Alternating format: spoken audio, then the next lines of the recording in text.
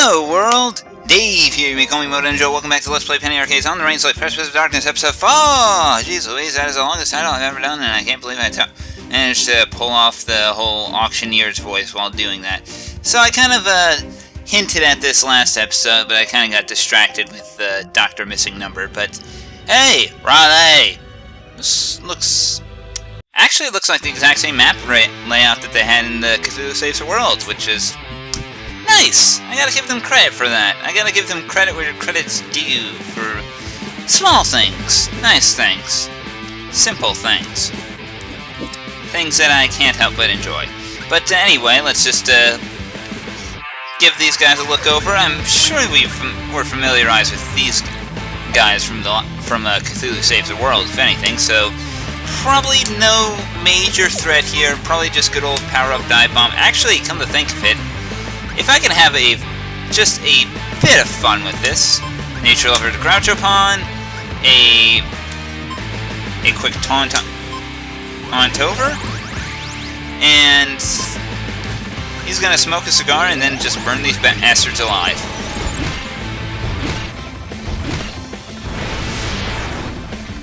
Now, if only he wasn't so slow. That's really the sticking point for me. But anyway, we could probably take out one of these guys with dive bomb, stall the other, and just keep defending, mostly. Surprisingly weak to pretty much all physical attacks, it looks like.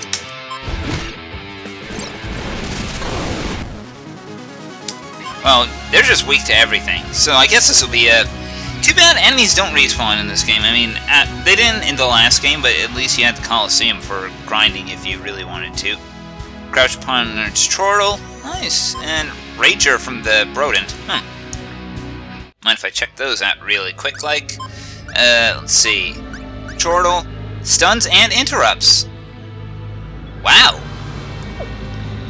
I mean, it's once per battle is a big downside, but that is a lot on once for one 3 MP ability, I guess. I mean, there are better stuns in the game, but it throws in the interrupt. Heavy magic damage to all poisoned enemies. Okay, sure. We'll go with that. So let's go ahead and continue on fighting enemies from Cthulhu Saves the World. Albeit, now slightly more spiffy. Yeah, we remember these guys do choose deep ones. Yeah, like I said, they aren't really going to bother fancying things up here, but they are going to make things a little more interesting, I would say. So, just good old power-up dive bomb, good old nature lover for Crouch Upon there. I'm really starting to think about giving Fuchsia the future, what was it? Oh yeah, Talismans. I know I have one of those lying around. But that would mean giving up the Prosciutto for sure. I don't know, I kind of like having the interrupt on a basic attack there. Should not be. And another cigar to smoke, and that should probably be more, and hopefully it's enough damage. I think these guys are, I forget if these guys were resistant to fire. I imagine that they have the same elemental resistances as last time, so not to be any bit fancier here. We'll dive bomb there. A interrupt on one of the deep ones. You defend for the turn, and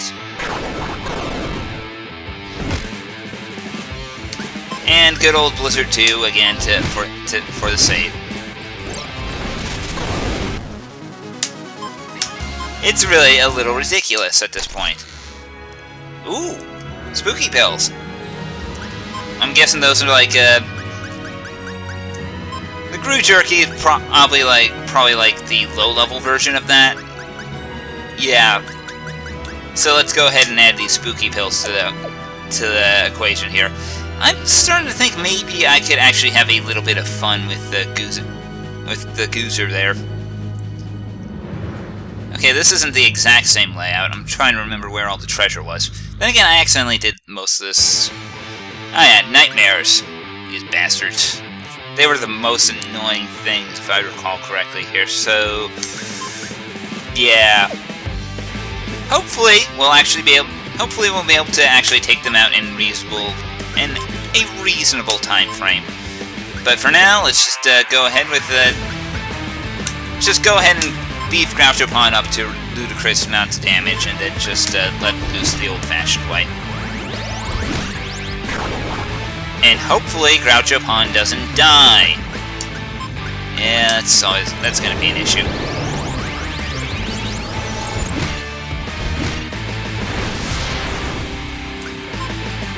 Hopefully, let's see, maybe one of the dive bombs should be enough to kick in, and...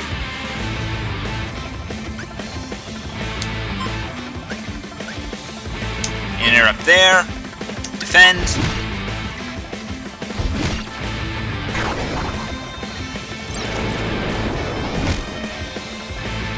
And hopefully this Inferno is all we need. Well, probably not. Okay, that seems apparently just a overly powered, an overly beefed up Inferno 2 is all you need to take out any of the enemies in here. Although that Cephalon might be a little bit trickier, but I imagine he looks weak to fire. Everything's weak to fire. Everything's flammable. Isn't that the way it always goes nowadays? So let's see here. Another Nature Lover. We know the score by now, so it shouldn't be anything out of the ordinary here. Make sure that they stay off Groucho Pond while he gets his setup.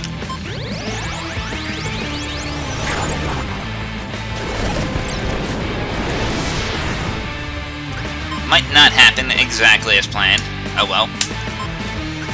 And for now, well, let's just go ahead with the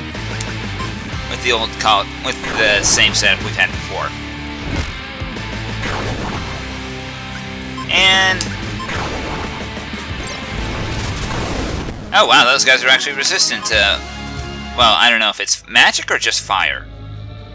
Oh, they actually put a lot of detail into Cthulhu's sprite there. I thought they would just reuse the sprite from Cthulhu Saves the World, like they did with the hero of Breath of Death 7 for his cameo. But I imagine this will be an interesting fight, but I might want to change things up a slight bit. I know I said I'd really want to use Mr. Beaks mostly, but well, I do kind of have a weird sort of plan. I don't know how much it'll actually work, but actually,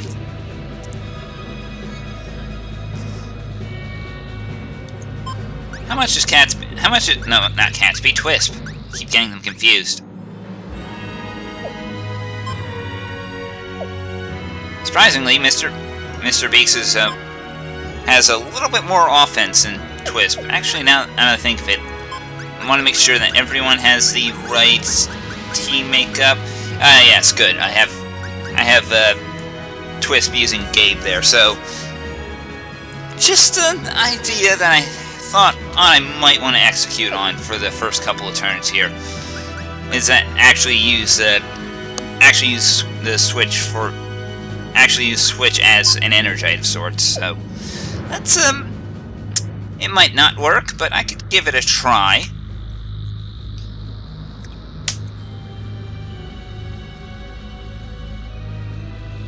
Well, these guys did love their Lovecraftian mythos, so I guess if you want to be very descriptive, even though we've seen him perfectly fine in previous games.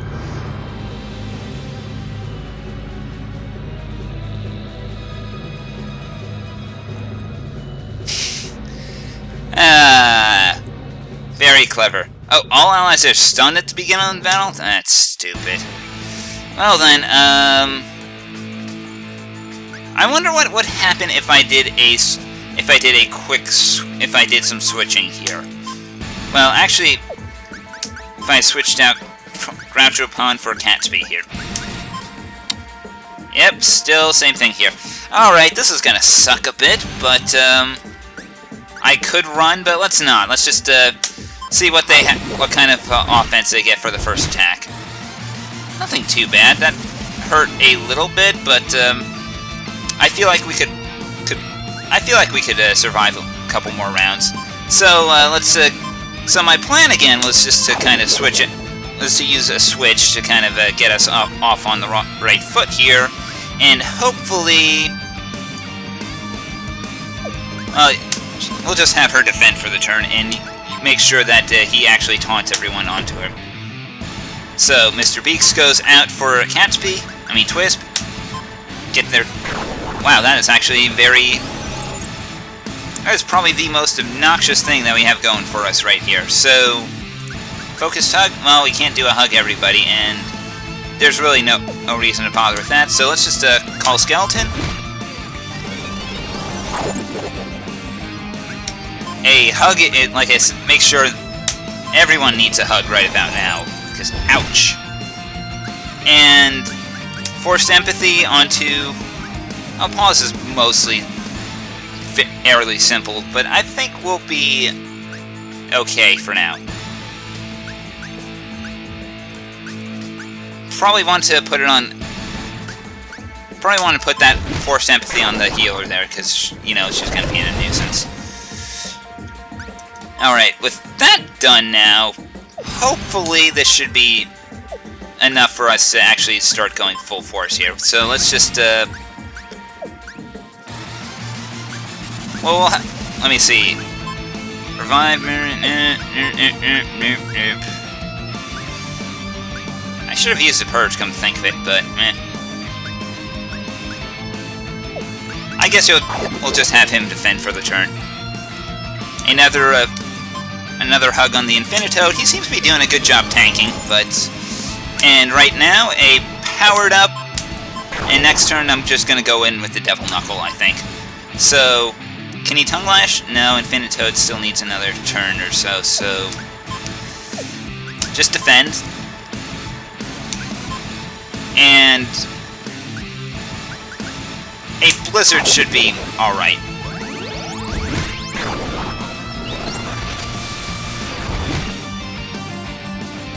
I remember Heroin Strike doing more damage, or at least being a lot more obnoxious. Whatever. We'll just have her defend for the turn, and that should bring it... well, 2 defense should be enough, honestly. I don't think he's going to be able to get off anything elsewise. So, defend there, and with this, the powered-up Double Knuckles should do ridiculous damage. Cthulhu definitely seems to be the biggest problem here, given the fact that he loves his AoEs so much. So with that, a nice Ice Sharder. Hopefully that should... and then, I think I could probably get away with a Tongue Lash on... no, I'm not going to be able to fire that off at all. So let's just Scorn Strike someone.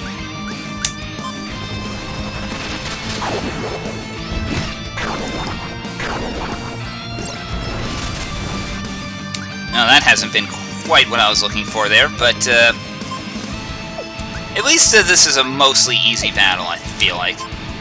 Basic attack, I think, should do it, hopefully. We'll just have a... no, not quite enough there. Well, worst case scenario, basic attack on Cthulhu again. We'll keep trying that, and hopefully this should actually be enough to kill someone. Can I get a Tongue Lash in? On... yeah, pause. Sure, we'll Tongue Lash. Ouch.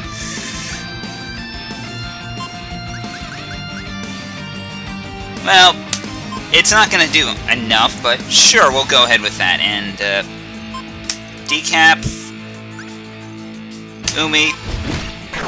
oh.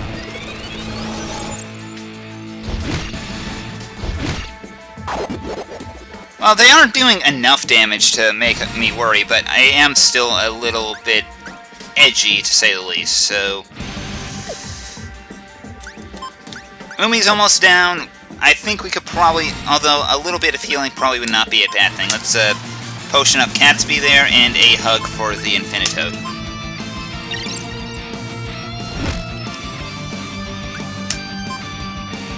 Maybe I can see if I can't get in a hairball on Umi. Probably not going to happen for Pause since he's so much faster, but... And hey, Forced Empathy saves the day there. So this is actually, for one of the bonus boss battles, this one's actually relatively easy. Just all about making sure you have your priorities in order here. So, there, and defend for the turn. And then I think a top hat, just a decap should be enough. Or not even. Nice!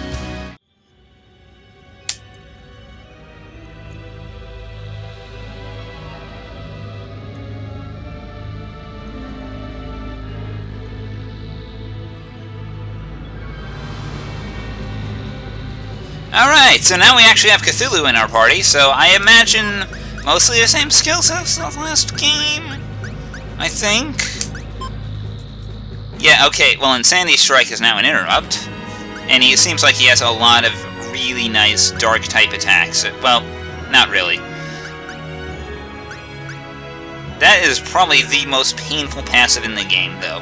The fact that he actually he deals damage to everyone each turn, including your own party members, so, oof. Gotta be careful there. But then again, the fact he has his own interrupt for a strength type isn't bad. Might not use him, though. That drawback seems a little severe. I mean, especially considering look at his stats compared to Mr. Beaks. And Mr. Beaks still has a level to grow, so it's like, I mean, he's got better magic, but you're not going to be using him for magic anyway. A little more health, but I'm really more curious about what our ninja did there. Adds Holy Element to all attacks and abilities. Bingo! I think our ninja is going to be our biggest bruiser now against a certain glitched doctor. So I guess our next episode's going to be trying to take down those bonus bosses that I couldn't before. And since he's so weak, so reliant on that old. Let's see here. How do I bring in the most damage against him? Well, we don't have enough light elemental stuff, so I guess. Well, let's see here. I'll figure this out off camera. For now, all you gotta know is that for what we were given, it wasn't that bad of a task. So next time, rematch against Dr. Missing Number, and then we'll probably also try against the duplicate parties. Maybe. Until then, everyone, I'm Dave. Take care.